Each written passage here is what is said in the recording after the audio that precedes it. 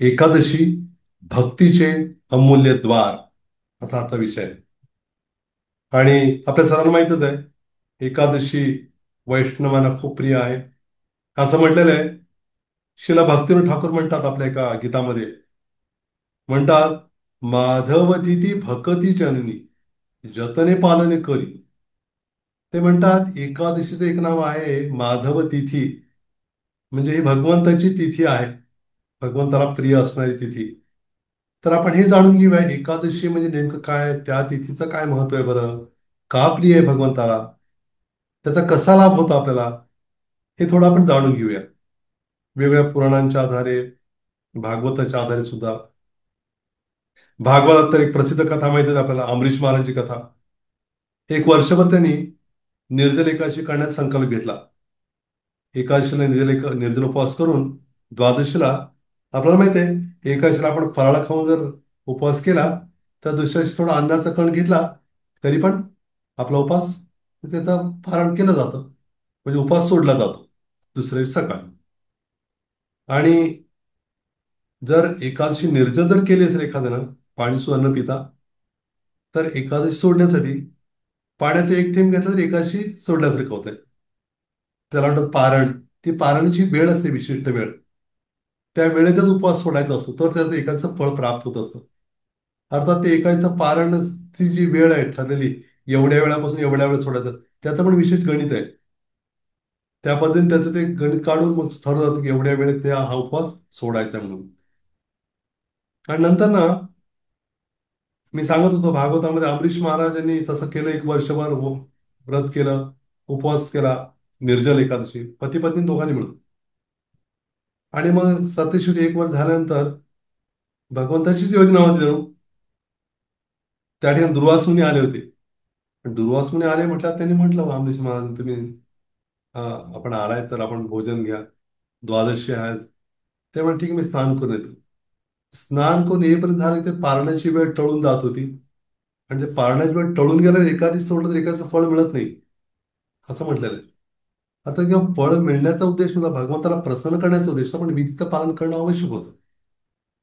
आणि नेमकं झालं काय, की दुर्वास मुनी यायला थोडा विलंब होऊ लागला.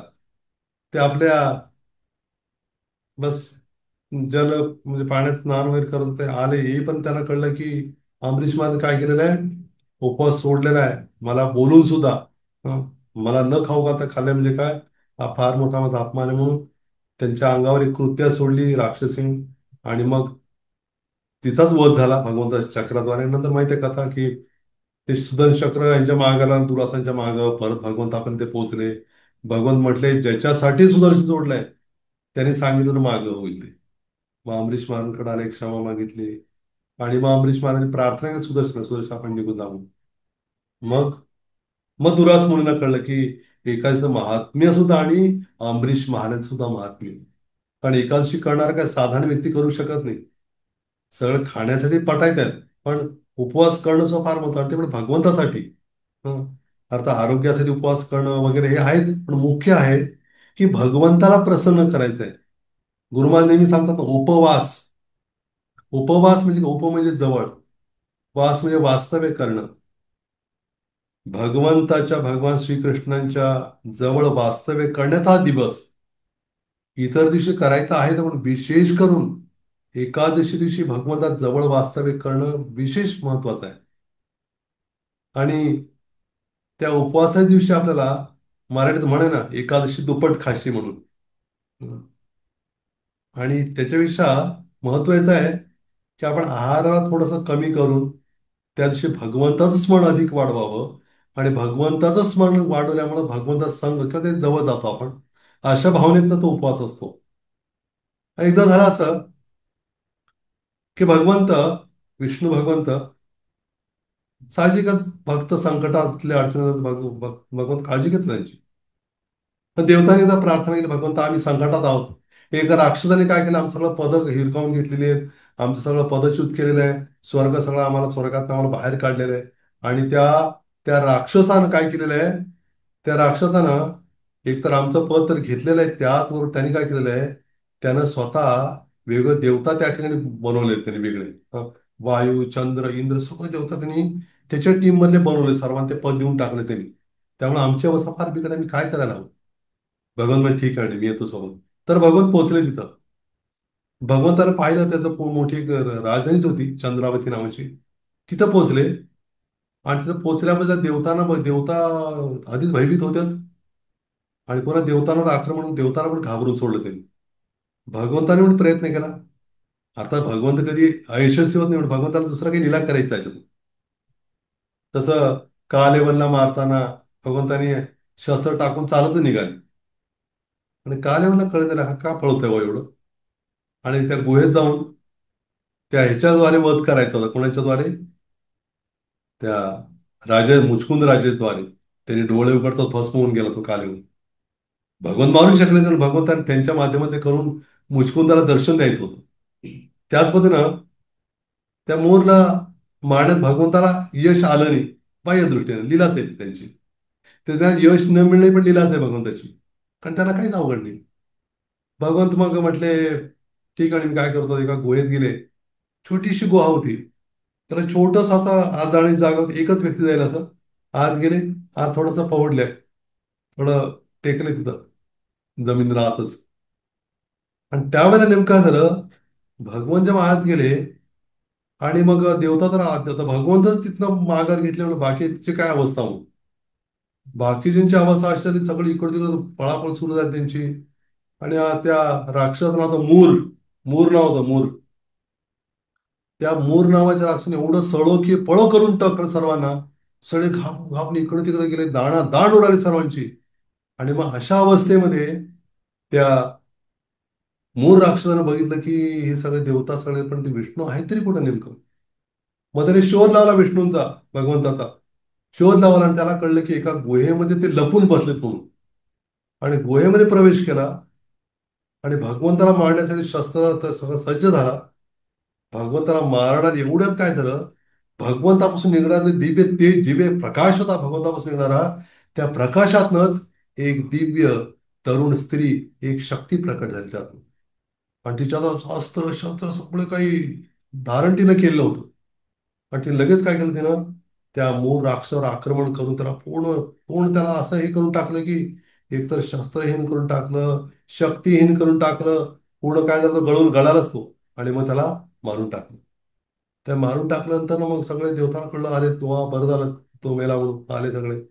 आणि भगवंतानी उठून बघितलं, काय झालं म्हणे, राक्षस मेला का?" "हो," म्हणे, "मेला." "कसं काय झालं?" म्हणे, "हिनं मारलंय." "असं आहे का?" म्हणे. ती म्हणे, तू कोण आहेस?" आता भगवंताला माहित आहे, लीला करतात भगवंत. म्हणे, "मी तुमच्यापासूनच माझी उत्पत्ती झालेली." हम्म. तर भगवान म्हणे, "मी तुझ्यावर खूप प्रसन्न आहे." म्हणे, "तू काय केलंस?" म्हणे, "जे सर्वांसाठी अशक्य होतं." एक तर ती भगवंताची अभिन्नच होती. भगवंताची शक्ती आहे, काय बाहेरची गोष्ट नाही. आणि मग म्हटले, "तू म्हणे खरंच खरंच कमाल केलीस तू. कारण तू काय केलेलं आहेस?" "तू म्हणे सर्वांचं रक्षण, सर्वांचं तू वाचवलंस त्या राक्षसाला मारून. तर त्यामुळं मी तुझ्यावर खूप प्रसन्न आहे. तू काय हवं ते वर माग." तर ती जी तरुणी, जी ती शक्ती, ती कुठल्या दिवशी प्रकट झाली ती? बरोबर 11व्या तिथीला.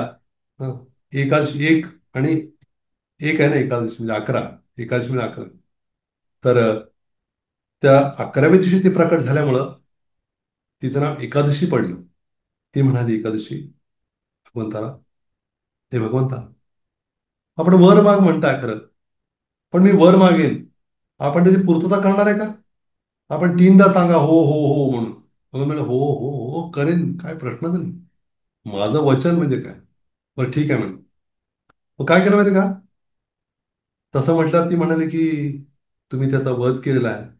तर त्यामुळं ज्या दिवशी आजचा जो दिवस आहे, आजचा दिवस फार विशेष म्हणून प्रसिद्ध व्हावा. तुम्हाला आजचा दिवस हा तुम्हाला खूप प्रिय असावा.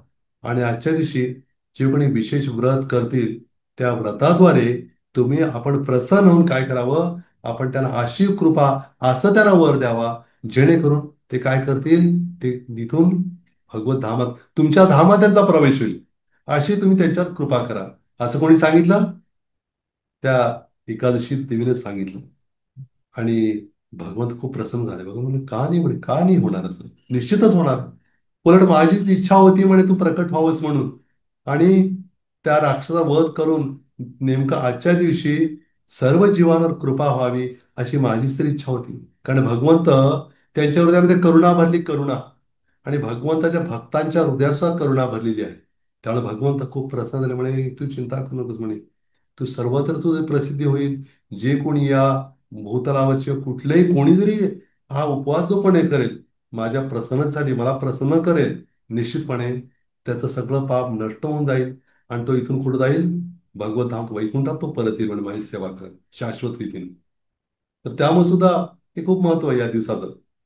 आणि असं म्हटलेलं आहे, कात्यायन स्मृती नावाचा ग्रंथ आहे, तो विशेष करून श्रीला सनातन गोस्वामींनी हरिभक्ती विलासामध्ये त्याचा उल्लेख केला. ते म्हणतात, तो श्लोक आहे, म्हटलेलं आहे, अष्टवर्षाधिको मर्त्यो अपूर्ण असिती वत्सरः एकादशामुपवासेत पक्षयोरुभयोरपि. असं म्हटलेलं आहे, 8 वर्षाच्या वयापासून ते 80 वर्षाचं वय असलेल्या लोकांनी जर ही एकादशी करावी असं म्हटलेलं आहे.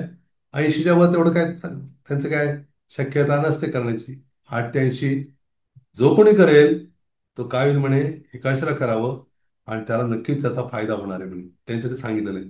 आणि असं म्हटलेलं आहे, त्यात हरिभक्ती रसात वर्णन आहे पुढं, वैष्णव यदि भुंजीत एकादशां प्रमादतः विष्णू अर्चनम व्यर्थ तस्य नरकम घोरम आपनुयात. म्हणे जो कोणी एकादशीला उपवास करत नसेल आणि त्या एकादशीला जर अन्न ग्रहण करत असेल, जे काही भगवंताची आराधना करून त्याला जे काही फळ मिळालेलं आहे ते सगळं नष्ट होऊन त्याची काय दुर्गती होऊन तो कुठं जातो म्हणे, नरकामध्ये जातो तो, असं स्पष्ट त्या ठिकाणी सांगितलेलं आहे. म्हणून एकादशी दिवशी आपण काय करावं म्हणे, आध्यात्मिक तपस्या करावी, भगवंता स्मरण करावं. जसं आपण रामनवमीला आहे, जन्माष्टमीला, गौरपौर्णिमा आहे, अशा दिवशी आपण जो उपवास करतो, तसं एकादशीला पण उपवास का बरं, एकादशीला पण भगवंताची जी शक्ती आहे, अंतरंगा शक्तीचं स्वरूप आहे ते एकादशी, ती प्रकट झाली. आणि आपलं म्हणजे असं म्हटलं, आपलं मन आणि इंद्रियांना भगवंता सेवेत लावण्यासाठी काय करू आपण, एकादशी आवर्जून करावी. आणि त्याद्वारे आपण भगवंताची आपला संबंध स्थापित होतो. भागवतात पण म्हटलं 12व्या स्कंदातल्या 12व्या अध्यायातल्या 60व्या श्लोकात म्हटलेलं आहे, द्वादशाम एकादशाम वा शृण्वनायुष्यवान भवेत पटात्यश्नन प्रयतस्फूत भवती पातकात. असं म्हटलेलं आहे, जो कोणी भागवतम हा ग्रंथ एकादशी आणि किंवा द्वादशीला त्याचं श्रवण करतो, तर तो निश्चितपणे काय होतो म्हणे, त्याला खूप लांब त्याचं मोठं आयुष्य होत आहे. आणि अतिशय अं, ध्यानपूर्वक जर श्रवण करत असेल, भागवत अध्ययन करत असेल, तर त्याचं सगळं पाप काय होऊन जात आहे, नष्ट होऊन जात आहे, असं म्हटलेलं आहे.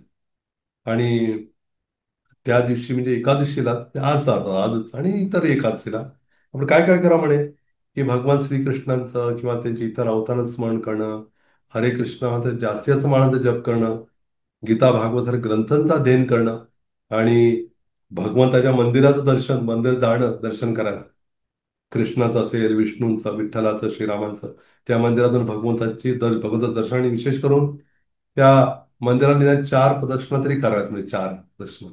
असं म्हटलंय, फक्त एकादशीलाच नाही, चातुर्मास्यामध्ये कुठल्याही दिवशी जर मंदिरात जर 4 प्रदक्षिणा जरी केल्या भगवंताला, तर त्याचं फार मोठं फळ मिळतं. कितीतरी कोट्यावधी हं, फळाची तुलना ती केली जाते त्याला, एवढा लाभ होतो, कोट्यावधी यज्ञांची तुलना. म्हणजे इतकं महत्वाचं आहे भगवंताला, म्हणजे मंदिरात प्रदक्षिणा करणं देवाऱ्याला.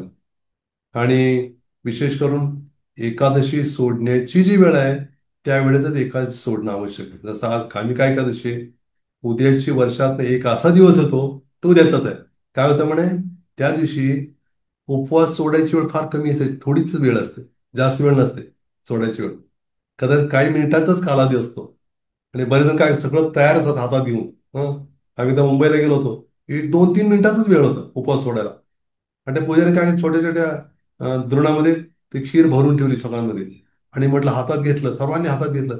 ती वेळ यायच्या सर्वांना आता तयार होतं, हातात धरलं होतं, आणि ती वेळ झाली, लगेच काय केलं मग, पाळण्याची वेळ सुरू झाली, लगेच सरांनी खाऊन टाकलं. म्हणजे ते एकादशीचं ते व्रत पालन करण्यामध्ये एखादे सोडण्याचं पण महत्व आहे. नुसतं फराळ खाणं म्हणजे उपवास नाहीये. मग ते गुरुवार शुक्रवार ते करतात ना, आणि हा उपवास असा आहे की या सर्व उपवासांचा राजा आहे म्हणे हा. ती जी एकादशीनं तिनं प्रार्थना केली भगवंताला, हे भगवंता, हा जो दिवस आहे, आजचा दिवस, हा इतर सर्व व्रत वैकल्य उपवास जे काय असतील सर्वांचा राजा असला पाहिजे म्हणे, हा हे व्रत म्हणजे. कारण हे व्रत तुमचं व्रत आहे, तुम्हाला प्रसन्न करण्यासाठी. तर त्यामुळं त्याची अशी महिमा सगळीकडे व्हावी असं त्याने म्हटलं होतं. अजून एक गोष्ट आहे, काही शास्त्रोक्त कारणं पण आहेत आजच्या दिवशी किंवा एकादशी उपवास करण्याची. असं म्हटलेलं आहे, एकादशी ते पौर्णिमा किंवा एकादशी ते अमावस्या या काळामध्ये संपूर्ण ब्रह्मांडामधले जे काही पाणी आहे किंवा महासागर आहेत, त्यांना फार मोठ्या त्याच्या लाटा फार उंच उंच येतात. संपूर्ण ब्रह्मांडातलं पाणी जे आहे ते सगळं विचलित होतं पाणी. हम्म. त्याच्यात फार मोठा क्षोभ उत्पन्न होतो त्या पाण्यामध्ये. आणि त्यामुळे आपल्याला माहिती आहे, आपल्या शरीरात पण पाणी आहे नाही का, पृथ्वी आप तेज वायू आकाश, पाण्याचं पण बरंच प्रमाण आहे आपल्या शरीरामध्ये. तर त्यामुळे एकादशीला काय होतंय, किंवा ते एकादशी पौर्णिमा किंवा एकादशी ते अमावस्या या काळामध्ये आपल्या शरीराला सुद्धा पाणी काय होतं, विचलित होत आहे. म्हणून बऱ्यापैकी आपण पाहिलं, एकादशीला बरीच भांडणं होत असतात, एकादशीलाच मारामारी होतात, किती प्रयत्न केले काहीतरी होतच या 1-2 दिवसामध्ये. तर त्यामुळं हा काळ आपण काय करा म्हणे, अधिकाधिक स्मरण करा भगवंताचं. आणि त्याचबरोबर सूर्य, चंद्र, पृथ्वी यांच्यातला अंतराचा फरक जो असतो ना की नाही, तो या काळातच थोडा होत असतो. हम्म. आणि जो काही दबाव असतो पृथ्वीवरचा, तो दबाव इतर दिवसापेक्षा, म्हणजे तो दबावाच्या दृष्टीने बघितलं, एकाशीला थोडा कमी दबाव असतो. त्यामुळे आजच्या दिवशी कमी आहार घेतल्यामुळे का आता आपल्याला काही चालू शकतंय. आणि कमी आहार घेऊन स्मरण मात्र अधिक करायचं. तो आहार घ्यायचा कुठला, भगवंताच्या नामस्मरणाचा आहार घ्यायचा खूप. हम्म. तर तो आहार महत्वाचा आहे. कारण तो आहार घेतला आणि बाकी सगळे आहार घेतलेत, पण आपण भगवंताच्या भक्तीचा आहार किंवा भक्ती वाढण्यासाठीचा आहार जो आहे तोच नाही घेतला, तर मग काहीच उपयोग नाही त्याला. म्हणून हा दिवस खूप महत्वाचा आहे. आणि अजून एक फार विशेष लीला घडली, जेव्हा चैतन्य महाप्रभूंची आई शची माता, त्या शची मातेनं काय केलं, ती एकादशी करत नव्हती अजून. शची माता चैतन्य महाप्रभू म्हणाले की हे आई, तो म्हणे सगळ्यांना एकादशी करतात, ते वैष्णवांनी तर एकादशी करणं फार आवश्यक आहे. कारण वैष्णव म्हणजे विष्णूंचे उपासक असतात किंवा आराधना करतात, आराधक असतात. तर आपण तर एकादशी केलीच पाहिजे म्हणे, तू पण एकादशी केली पाहिजे. तर आई म्हणाली, शची माता म्हणे, ठीक आहे म्हणे, ही माई मी करते म्हणतो, म्हणतो म्हटला. मी एकादशी सुरू केला, भगवंत खूप प्रसन्न झाले ते. पण ते त्याचबरोबर चैतन्य हे पण दाखवून दिलं की एकादशी आपल्या सर्वांसाठी उपवास करायचे, पण भगवंतांना एकादशीचा आवश्यक नाही उपवास करायची. कारण एकादशी दिवशी आपण उपवासाचे पदार्थ घ्यायचे असतात म्हणून आपण ते अर्पण करतो खरं.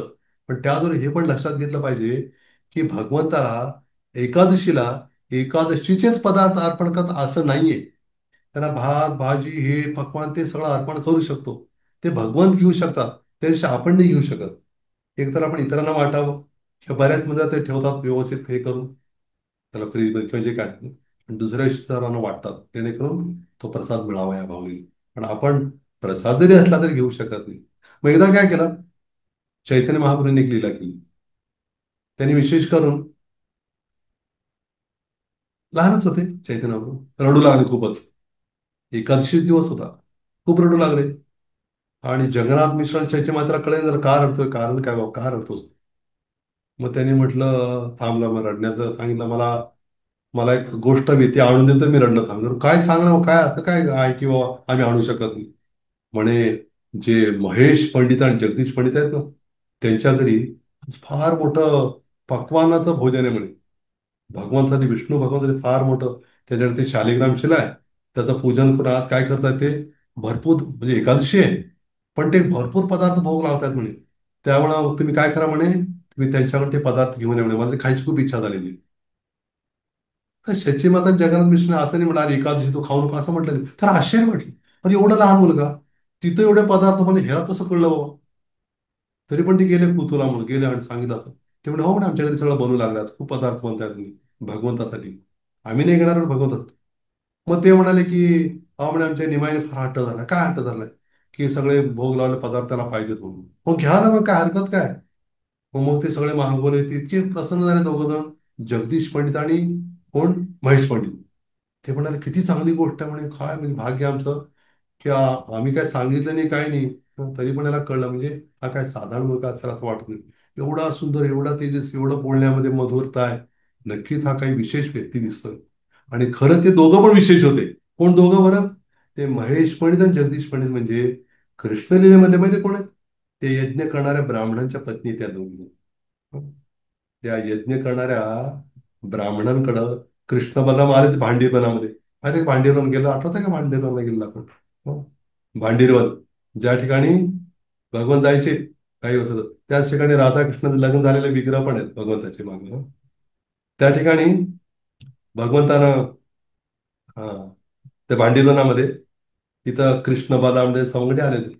आणि नेमकं त्या दिवशी काय झालं, काही शिदोरी आणलीच नाही, बांधून विसरूनच गेले. आणि मग ते तसंच गेले आणि नंतर त्यांना भूक श्रावण भूक लागली. तर कृष्ण बलराम भगवान त्यांना कसली भूक आणि काय लीलाच की. आणि ह्यांना तरी काय भूक, भगवंताची योजना आहे ती. त्या भूक लागण्याची लिल्यामुळे तर बरंच काही लीला करतात भगवान. सगळे मित्र म्हटले, हे कृष्ण बलराम, तुम्ही फार ताकदवान आहात, तुम्ही फार शक्तिशाली आहात, आणि आम्हाला खूप कडाक्याची भूक लागलेली. आता कधी घरी जाणार, कधी प्रसाद भोजन करणार, फार वेळ जाणार. तोपर्यंत आम्हाला असं वाटत की आताच काहीतरी म्हणाल. कृष्ण म्हणजे काय चिंता करू नका. इथे जवळच काही ब्राह्मण राहतात. फार मोठं अंगिरस नावाचं यज्ञ करण्यात ते फार व्यस्त आहेत. तुम्ही जाऊन सांगा की असं असं हवं आहे, म्हटलं ते देतील तुम्हाला. मग ठीक आहे. दोघं जातात तिथे, हे नाही ते मुलं जातात. आणि त्या ब्राह्मणांकडे जातात, म्हणतात की त्यांचा यज्ञ सुरू असतो. स्वाहा स्वाहा, ओम इंद्राय स्वाहा, इदम इंद्राय इदम नमः स्वाहा. यज्ञ चालू म्हणतात. आणि मुलं बोलायला लागतात, हे भूदेव हो, तुम्ही काय करा, तुम्ही ब्राह्मण आहात, तर आम्ही कृष्ण बलराम ते म्हटले असं आपलं नाव म्हणून. पण यांना वाटतं आपण त्यांचं नाव न सांगता आपल्याला काय मिळणार हो. म्हणतात असं असं आलोय आपण, त्या कुठं ऐकतात ते. अहो ऐकलं का स्वाहा, अहो आम्हाला पाहिजे स्वाहा, त्यात चालायचं तू पोत असं त्याच्यामध्ये. पण त्यांना माहित नाही, हे जे होतोय हे साक्षात भगवंताच्या मुखात जाणार असेल याच्यापेक्षा मोठा यज्ञ काय असू शकतो. कारण ते जो यज्ञ करत होते, अंगिरस यज्ञ, त्याद्वारे त्यांना स्वर्गात जायची इच्छा होती. पण त्या स्वर्गाच्याही पलीकडे जाऊ शकले असते, ते भगवंताला खाऊ घातलं असतं व त्यांच्या भक्तांना. भगवंत आपल्या भक्तांच्या मुखात खातो. आणि मग आले परत दुःखी होऊन आले, खायला काही मिळालं नाही. बरेच पदार्थ बनवले होते. खाणारच काय, करंजी काय, लाडू काय, आणि काय काय पदार्थ लिस्ट नाही सांगणार तुम्हाला. ते म्हणा काय अचानक तुम्ही एकादशीला सांगताय ना, उपवास मोडेल आमचा. नाही ते ऐकणार मोडत नाही. तर मग झालं काय इकडं, आले म्हटलं हे कृष्ण हे बघा, तुम्ही सांगितलं गेलं पण काय काय झालं नाही म्हणे, असं आलो, काही दिलं नाही त्यांनी. ते म्हणाले आम्हाला माहित होतं देणार नाही म्हणून, मग कशाला पाठवलं. आता बघा म्हणे, आता मजा बघा. तुम्ही तिथंच परत तिथंच, नाही जाऊन तरी या. पण काय करा म्हणे आता, तुम्ही जाऊन तुम्ही काय करा, तिथं जाऊ नका, मागच्या दाराने. माग त्या ब्राह्मणाच्या पत्नी इथं आहेत, त्यांना सांगा आम्ही मागितलंय म्हणून, आणि फक्त बघा काय होतंय ते. ही पोचली मुलं तिथं. ते ब्राह्मण तर त्यांना कळलं पण नाही, आधी तरी कुठं कळलं होतं. कळलंच नाही. ते मात्र आमचा उच्चार व्यवस्थित व्हावा, हे व्हावं ते व्हावं, बरं तूप त्याच्यातच पडावं, ही खूप काळजी त्यांना वाटली होती. ते चाललं होतं त्यांचं यज्ञ. हे गेले मागं तिथून. त्या ब्राह्मणाच्या पत्नी सगळं खूप सजवून दजून, उत्सव होता घरात, मोठा यज्ञ होता. अगदी खूप ह्याच्याने सुंदर पदार्थ बनवले होते भगवंताच्या प्रसन्नासाठी म्हणून. आणि पोचले सगळे. ते म्हणजे काय होईल मुलांना तुम्हाला, खूप प्रेमाने विचारलं, वात्सल्य भावनेनं, काय हवं तुम्हाला. म्हणे हे मातानो, हे ब्राह्मण पत्नीनो, आम्हाला कृष्ण बलराम जवळच आलेत भांडीरवनात, आणि त्यांना आणि आम्हाला खूप भूक लागलेली आहे. आपण काही दिलं तर बरं. काय कृष्ण बलराम इथं आलेत, ज्यांचं आम्ही आयुष्यभर चिंतन स्मरण करत राहिलो, त्यांच्याविषयी ते येणारे जे कोणी मथुरेतले इकडचे कोणी त्यांच्या आम्ही ऐकत राहिलो सारखं, ते कृष्ण बलराम इथं आलेत भांडीरवनात जवळ, एवढे जवळ. आम्ही येतो म्हणे. सगळं त्यांनी बांधून घेऊन आलंय, घरचे सगळे नातेवाईक कुठं चाललाय, आपल्या घरी कार्यक्रम, आणि तुम्ही कुठं चाललाय. काही नाही म्हणे, बस आमच्या जीवनात जे लक्ष आहे तिकडे चाललंय म्हणे. रामराम म्हणे आमचं तुम्ही. निघालेच म्हणे, घेऊन गेले. आणि कृष्ण बलरामाला बघितलं त्यांनी. जसं आपण वृंदावन कृष्ण बलराम आहेत ना, विग्रह आहेत ना भगवान साक्षात, तसे ते तसेच उभारले दोघं. हं? म्हणून प्रभुपादाने तो पोज घेतला असेल तिथं, तसे उभारले ते. असं सुंदर रूप त्यांचं दिसत होतं. आणि मग भगवंतानी पाहिलं त्या दोघे आलेत म्हणून, त्यांना माहिती आहे भक्त आहेत महा, त्यांची योजनाच आहे तशी. आणि भगवंताने काय केलं, त्यांच्या डोळ्यातनं हृदयात प्रवेश केला. हं? कारण तसं भगवंत आता गोपीला आलिंगन देतात, पण त्यांनी बघितलं हे ब्राह्मण पत्नी आहेत, लोकांमध्ये चर्चा होईल एवढं, ते सोयीचं होणार नाही. त्यांनी काय केलं मग, त्यांना माहिती आहे त्यांचं फार उच्च स्तर आहे, हृदयातच प्रवेश केला. आणि त्याला जाणं हृदयातलं पूर्ण कल्मश नष्ट झाले, हृदय शुद्ध झाले, त्यांना अनुभव आला. आणि मग त्यांचे डोळे भरून आले, सगळे पदार्थ दिले, सगळे ते खाल्ले त्यांनी. आणि म्हटले आता आम्ही जाऊ शकत नाही म्हणे काही. का बरं, का नाही जाऊ शकत? ते म्हणे आम्हाला ते जाऊ देत नव्हतं, तरी आम्ही नाहीच म्हणून आम्ही आलो इथं. आता कसं घेतात? नाही म्हणे, तुम्हाला जावं लागेल. कारण काय होईल, तुम्ही नाही केलं तर परत ती चर्चा होणार. तुम्ही जा, मी तुम्हाला काहीच विरोध करणार नाही म्हणजे मी सांगतो. पोहोचले तिथं, आणि त्या सगळ्या ब्राह्मण पत्नी पोहोचल्या. सगळे घरातले सज्ज स्वागतासाठी म्हणे किती भाग आहे तुमचं. हा, म्हणे असं एवढं भाग्य, साक्षात भगवंत आलेत आणि तुम्ही गेलाय तिथं. मग ते म्हटले मग तुम्ही पण जाऊन या म्हणे बघा. मग त्याला भीती होती कंसाची. कंसा जर कळलं असतं कृष्ण बनावाने भेटतात म्हणून, मग काय अवस्था झाली आमची, त्याची भीती, भगवंतावर विश्वास नाही. हम्म. त्या पत्नीने मात्र लाभ घेतला त्याचा. सांगायचं होतं असं की त्याच ब्राह्मण पत्नीतल्या दोन ब्राह्मणी, महेश पंडित आणि जगदीश पंडित म्हणून आले. त्यांनी पुन्हा काय केलं मग? हम्म. भगवान म्हटले, तुम्ही आधी पण मला खाऊ घातलं होतं बरं का, सगळे पदार्थ आणून आम्हाला खाऊ घातलं होतं. आणि आता सुद्धा मला तो म्हणजे आनंद होतोय म्हणे, पुन्हा तुमच्या हातून खायचं मला संधी लाभते. तर असं भगवंत लीला करतात. एकादशी विशेष महत्व आहे. तर भगवंत या एकादशी विषयी प्रसन्न होतात. आणि कधी कधी ती एकादशी चातुर्मासात आली असेल, त्या 4 महिन्यात खूप महत्व सांगितलं त्याला त्या एकादशीला. कधी कधी ती एकादशी द्वादशीला पण येते. बघा, कधी कधी एकादशीमध्ये दशमीची तिथी, दशमी म्हणजे कळलं ना, दशमी म्हणजे खायची दशमी नाही, दशमी म्हणजे दशमी, एकादशी, द्वादशी. त्या दशमीमध्ये जर एकादशी तिथी मिसळली असेल तर काय होतं म्हणे, ती एकादशी करायची नसते. त्या एकादशीला काय म्हणतात? दशमी विथा एकादशी. म्हणजे त्या दशमीमध्ये एकादशी मिसळलेली म्हणजे ते शुद्ध नाही. हं? ती एकादशी वैष्णव करत नाहीत, स्मार्त करतात. हं? ती एकादशी आपण करणं निषिद्ध म्हटलेलं आहे. आणि मग कुठली करायची आपण? एकादशीमध्ये द्वादशी तिथी मिसळली असेल, ती विशेष तिथी आहे म्हणे, त्याला महाद्वादशी म्हणतात. अशा काही ठराविकच महाद्वादशी. आणि कधी कधी काय होत आहे की सूर्योदयाच्या वेळेला एकादशी तिथी नाहीये, त्याच्या थोडा आधी एकादशी तिथी आहे, आणि तर द्वादशी तिथी आहे, आणि लगेच त्रयोदशी पण त्याच दिवशी आहे. असं जर असेल तर त्याला काय म्हटलेलं आहे? त्रिस्पर्शा महाद्वादशी. त्रिस्पर्श, 3 स्पर्श झाले, एकादशी, द्वादशी, त्रयोदशी. ती एकादशी करणं अजून महत्व समजलेलं आहे. त्याच्यामुळे एकादशीचं खूप महत्व आहे. आणि एकादशीला जेवढं शक्य तेवढं कमी आहार घ्यावा. आणि आपल्याला असं म्हटलेलं की आपलं शरीराच्या साठी सुद्धा, मनासाठी पण, आणि भगवंताला प्रसन्न करण्यासाठी.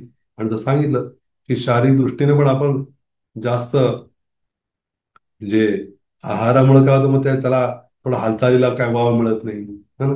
जास्त आहार घेतला का तर मग तमोगुणाचा प्रभाव वाढतो. आणि भगवंताला प्रसन्न करण्यामध्ये काय येतात मग अडचणी येऊ शकतो. पण चांगलं आहे की आपण आहार थोडा कमी घ्यावा आजच्या दिवशी, म्हणजे एकादशी दिवशी आहार कमी घेऊन अधिकाधिक स्मरण कसं होईल बरं भगवंताचं. भगवंताशी ऐकावं, भगवंताशी बोलावं, जप करावा, है ना. प्रभात म्हणायचे कमीत कमी 25 माळा तरी जप आज करायचे असतात एकादशी दिवशी, कमीत कमी. 64 जाण्या शक्य ते करत राहतील 64, पण 25 तरी करावं. वेळ आहे अजून, हं? करू शकतो आपण. 25 म्हणजे काहीच नाही एका दृष्टीनं. ज्या भगवंताने सगळं दिलेलं आहे, ज्या भगवंताने एकादशी आपल्याला दिलेली आहे, है ना. खास लीला करून स्वतः त्या मूरला मारू शकले असते की नाही, तरी नाव त्यांचं मुरारी कोणाचं झालं? मुरारी नाव त्यांचं झालं ना, मुरारी. त्या मुरारी रे, त्या मूर नावाच्या राक्षसाचे शत्रू. हं. अशा दृष्टीनं अं, भगवंत काय झाले, मुरारी कंसाने म्हटले, कंसाचा शत्रू म्हणून. मुरारी म्हणजे मूर नावाच्या राक्षसाचा शत्रू. भगवंताचे कोणी शत्रू मित्र नाही, भगवंताचे सगळे समान आहेत. अहो, भगवंताचे शुद्ध भक्त जर अजात शत्रू असतील, अजात शत्रू म्हणजे माहिती आहे ना आपला, अजात म्हणजे ज्यांचा जन्म कशाचा, ज्यांच्या शत्रूने कधी जन्मच घेतला नाही. युधिष्ठिर महाराज होते अजात शत्रू. अजात शत्रू म्हणजे ते कोणालाही आपला शत्रू मानत नव्हते. आश्चर्य वाटेल आपल्याला की दुर्योधनाचं बालपणीचं नाव सुयोधन होतं, सुयोधन. आणि फक्त युधिष्ठिर महाराजच दुर्योधनाला नेहमी सुयोधनच म्हणत राहिले शेवटपर्यंत. का बरं? त्याने कोणाचा शत्रूच समजलं नाही. युधिष्ठिर म्हणजे जे युद्धात स्थिर राहायचे. मग आपण वाटलं शत्रूच कोणी नाही, युद्ध का करायचे? कारण ते क्षत्रिय आहेत, राजा आहेत. युद्ध करायचे का बरं? धर्मयुद्ध म्हणून, भगवंताच्या प्रसंगासाठी, द्वेष म्हणून नाही. हा? याचा द्वेष आहे, याचा काटा काढतो, याचा काटा मोडतो, काय प्रश्नच नव्हता. है ना? हृदयामध्ये सतत भगवंताचं चिंतन, स्मरण त्यांचं. आणि उद्देश हा आहे की भगवंत कसं प्रसन्न होतील बरं. हं? कारण ते यमराजचे पुत्र आहेत ना. त्या यमराजांना त्या कुंती महाराणीनं काय केलं विवाहाच्या आधी, आवाहन केलं, सूर्यदेव आले, कर्णधार. त्यानंतर मग एक एक यमराजच्या माध्यमानं मग युधिष्ठिर महाराज प्रकट झाले. आणि यमराज हे काय, मृत्यूचे नियंता देवता आहेत, त्याचबरोबर ते न्याय निवाडा करणार आहेत ना. त्यावेळी युधिष्ठिर महाराज सर्वांनी योग्य न्याय द्यायची. कुणावर अन्याय होणार नाही अशी ते काळजी घ्यायची. मग असे युधिष्ठिर महाराज, एकदा काय झालं, एकादशी संदर्भातच, जी निर्जला एकादशी आहे त्याची कथा खूप विलक्षण आहे. पांडवातले सगळे पांडव एकादशी करायचे. द्रौपदी गेली म्हणतात, हे 5 पांडव वैकुंठात जात नाहीत म्हणे. तर आपल्याला एवढं भक्ती करून वैकुंठात नाही गेले, मग आपलं काय व्हायचं नाही. द्रौपदी म्हणत तसं नाही, ते वैकुंठात जात नाहीत का बरं? ते नेहमीच भगवंतासोबत असतात, वैकुंठाचा प्रश्नच कुठे येते. भगवंत तिकडे लिहिला गेली तिकडे पोचले, इकडे गेली इकडे पोचले. आता चैतन्य महाप्रभूच्या लिलेमध्ये चैतन्य प्रभू त्या भावानंद रायला म्हणतात, त्या भावानंद रायला म्हणतात, हे भावानंद, तुम्ही साक्षात पंडूराजा आहात आणि तुमचे जे 5 मुले आहेत, रामानंद राय सगळेजण, हे म्हणजे कोण आहेत? हे 5 पांडव आहेत. हा म्हणजे प्रत्येक लिलेमध्ये 5 पांडव भगवंतासोबतच असत. त्यामुळं खूप प्रसन्न आहेत भगवंत त्याच्यावर. हे पांडव एकादशी उपवास करायचे नेहमी. पण एकदा काय झालं, भीम एकादशी करू शकत नव्हते. तर सगळे सांगत होते पांडव, बाकीचे बंधू सांगत आले एकादशी उपवास कर बाबा, आपल्यासाठी भगवंत कृष्ण एवढे आराध्य आहेत, तर एकादशी केली की ते प्रसन्न होते. मी म्हणायचं मला तर जमत नाही, मला थोडं नाही वेळ नाही खाल्लं तर मला तर हे होत आहे, आणि एकादशी एवढं मोठा उपवास मी कसं करणार बरं? मग ते व्यास मुनीने विचारतात काय पर्याय घेतला, म्हणजे काय पर्याय नाही, करायचं लागणार. बरेच चर्चा करतात, नाही केलीच पाहिजे एकादशी. मग साक्षात मग विषय निघतो नंतर. म्हणतात की एक उपाय आहे म्हणे. कुठला उपाय? की एकादशी एक अशी येते, एकादशी जी आता आपण पांडव निर्जला एकादशी ज्याला म्हणतो, ती अशी एकादशी, त्या दिवशी जर पाण्याचा थेंब सुद्धा न घेता जर तू उपवास केला तर काय होईल, तुला सगळ्या एकादशीचं फळ मिळेल. त्याच्यासाठी बरं का, फक्त आपल्यासाठी नाही. असं नाही की चला आपण एक पाणी न पिता करायचं, बाकी जे एकादशीला आपण जे काय असेल ते है ना खात राहायचं, अन्न वगैरे नाही. त्याच्यासाठी निर्जला आपणही करू शकतो, पण इतर एकादशी पण करायचं आपल्याला. आपल्यासाठी काय, इतर एकादशी करताना काय चुकलं असेल, काही गडबड झाली असेल, थोडं एखादा मोहरीत दाणा जरी गेला चुकून फोडणीमध्ये किंवा काही चुकून गेला, तरी पण काय, एकादशी मोडते आपल्याला कळत नाही. पण ते सगळं त्या दोषातून सुटण्यासाठी आपण निर्जला एकादशी पाणी पण नाही घेता करतो. मग भीमाला सांगणार तू काय कर म्हणे, पाण्याचं थेंब न घेता ही एकादशी कर म्हणे, अवघड होईल तुला, पण तेवढी एकादशी केल्यामुळं तुला सगळ्या एकादशीचं फळ मिळेल. तेव्हा पण त्यांनी काय सुरू केलं, मग एकादशी मग करायला सुरुवात केली. हम्म. तर अशा द्रौपदीला पण सांगण्यात आलं, तू एकादशी कर म्हणून. हं. तर तिने पण सुरू केलं. असं शास्त्रामध्ये खूप उल्लेख आहे, एकादशी उपवास केल्यामुळे त्यांना कसा लाभ झाला, कसे भगवान प्रसन्न झाले. आणि आपण पाहिलं की आध्यात्मिक दृष्टीने महत्व आहे, भौतिक दृष्ट्या पण महत्व आहे. मनशांती प्राप्त होणं म्हणा, किंवा आपण भगवंताकडे जास्त ओढ होणं, हे म्हणजे दोन्ही आहेत. भौतिक आहे, आध्यात्मिक दोन्हीचं संगम आहे. तर त्यामुळे एकादशी उपवास करण्यासाठी काय फार मोठं आध्यात्मिक कारण माहीत नसेल नसेल एखाद्याला तरी हरकत नाही. त्याला मानसिक स्वास्थ्यासाठी सुद्धा एकादशी उपवास करणं फार चांगलं आहे. कारण त्यामुळे होत आहे का, उपवास केल्यामुळं भगवंत स्मरण जास्त केल्यामुळं ते जे काही त्याच्यावर जो मी सांगितलं ना, ब्रह्मांडातलं जे जल विचलित होत आहे किंवा फार मोठ्या लाटा आहेत असतात, मग अमावस्या म्हणजे एकादशी ते अमावस्या किंवा एकादशी ते पौर्णिमा या काळामध्ये त्याचा जो आपल्या दुष्प्रभाव होण्याची शक्यता आहे, तो होऊ नये म्हणून सुद्धा आपण काय करावं, अधिकाधिक भगवंतावर विसंबून राहून त्यांची शरण घेणं. आणि कलियुगातली भगवंताची शरण घेण्याची काय पद्धत आहे, हरे कृष्ण कृष्ण कृष्ण हरे हरे, हरे राम राम राम हरे हरे. आपण हरे कृष्ण मंत्र म्हणणं आणि आपल्या जीवनाचं काय करायचं, आपण साफल्य घडवून आणायचं आहे. हरे कृष्ण.